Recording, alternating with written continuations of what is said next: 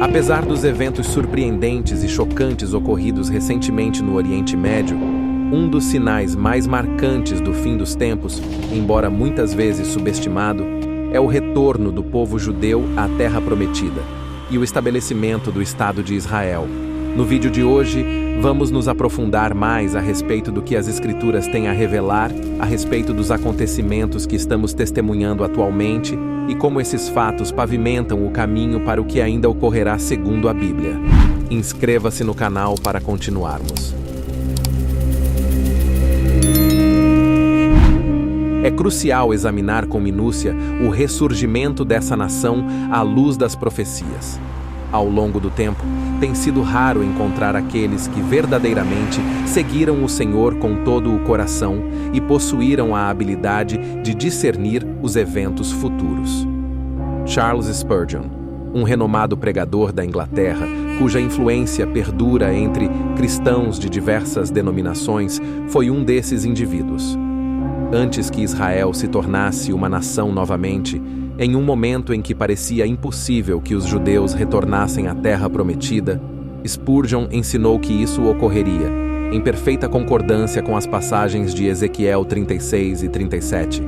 O significado desse texto bíblico, conforme seu contexto revela, é inequivocamente claro.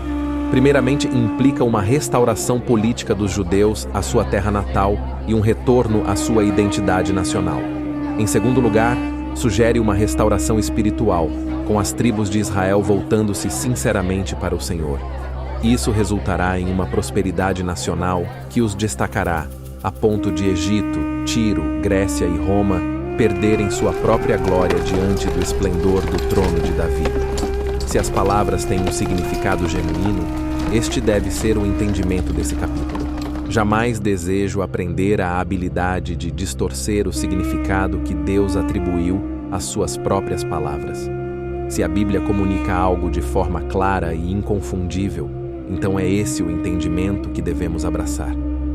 O sentido literal e o significado dessa passagem, que não podem ser negados nem alegoricamente interpretados, deixam claro que tanto as 2 tribos quanto as 10 tribos de Israel serão restauradas em sua própria terra, sob o governo de um rei. É importante reconhecer que os sinais do fim dos tempos, conforme revelados pelo Senhor, são destinados de forma específica a Israel. Quando Jesus discorreu sobre os eventos que precederiam sua volta e explicou os sinais dos tempos finais aos seus discípulos, sua mensagem estava direcionada à audiência de Israel. Em Mateus 24, encontramos 2 características distintas que identificam esse povo. Então, os que estiverem na Judéia, fujam para os montes. Isto é uma referência geográfica e não diz respeito à Igreja de Jesus Cristo. Se vivemos nos Estados Unidos, no Canadá, na Europa ou em outras partes do mundo, não somos conclamados a fugir para as montanhas da Judéia, pois as palavras foram dirigidas aos que estiverem na Judéia. Além disso, Jesus está mencionando um motivo de oração. Orai para que a vossa fuga não se dê no inverno nem no sábado. Mateus 24:20. O sábado foi dado apenas aos judeus. Lemos nas Sagradas Escrituras, com relação ao sábado: Tu, pois, falarás aos filhos de Israel e lhes dirás: Certamente guardareis os meus sábados, pois é sinal entre mim e vós nas vossas gerações, para que saibais que eu sou o Senhor, que vos santifica. Êxodo 31:13. Portanto, Israel é o grande sinal dos tempos do fim para os gentios e para a Igreja.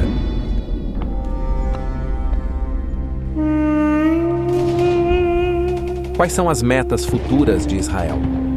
Atualmente, a nação de Israel enfrenta o peso de seu pecado ancestral, o pecado que ela cometeu como nação. Há quase 3.500 anos, o povo de Israel já habitava na Terra Prometida. Deus havia fielmente cumprido todas as suas promessas relacionadas à sua chegada à Terra. No entanto, Israel recusou-se a assumir o papel de povo escolhido por Deus, negligenciou a oportunidade de ser uma nação distinta e especial. e desviou-se de cumprir sua vontade. Ao longo da história, podemos observar que diversas nações têm buscado afirmar sua supremacia em relação às demais. Atualmente, isso se torna bastante evidente nos Estados Unidos, onde os americanos percebem os EUA como uma nação singular. A maioria dos cidadãos dos Estados Unidos sustenta que o país é a maior nação na história do mundo. Muitas nações que os precederam também caíram no mesmo erro. No entanto, as ruínas que restam delas testemunham contra essa pretensão. Parece que a única resolução viável para a questão da Terra Santa é prosseguir com a busca de uma paz negociada. Apesar dos confrontos com os palestinos, parece inevitável que essa seja a única saída. A perspectiva de ampliar as trocas comerciais através das fronteiras entre os países é extremamente atrativa, e não há dúvidas de que a economia de Israel continuará a prosperar significativamente. Essas expectativas positivas jamais mudarão a palavra profética. Jesus disse: "Eu vim em nome de meu Pai, e não me recebeis. Se outro vier em seu próprio nome, certamente o recebereis." Jó 5:43. Israel está a caminho de se tornar parte integrante do último império gentílico do mundo e aceitará o anticristo.